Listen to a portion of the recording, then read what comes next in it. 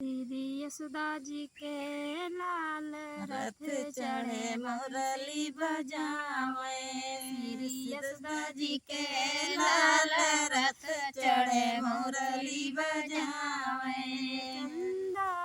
सूरज दुनो भैया, सूरज दुनो भैया, चंदा सूरज दुनो भैया, सूरज दुनो भैया, दोनों शाम रथ चढ़े मुरली बजावे।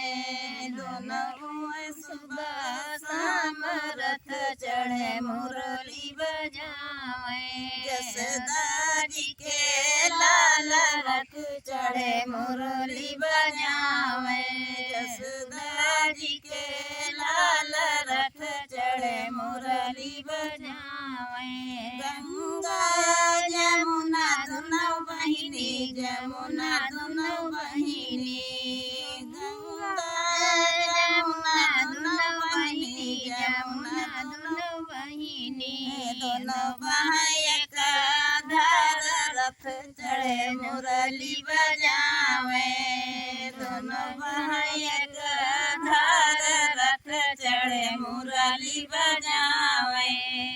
यशोदा जी के लाल रथ चढ़े मुरली बजावे। यशोदा जी के लाल रथ चढ़े मुरली बजावे। राम लक्ष्मण दोनों भैया, लक्ष्मण दोनों भैया, राम लक्ष्मण दोनों भैया, लक्ष्मण दोनों भैया, दोनों चले वनवास रथ चढ़े मुरली बजावे।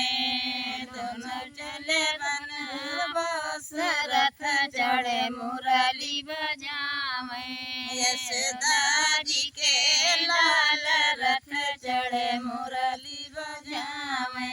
यशोदा जी के लाल रथ चढ़े मुरली बजावे।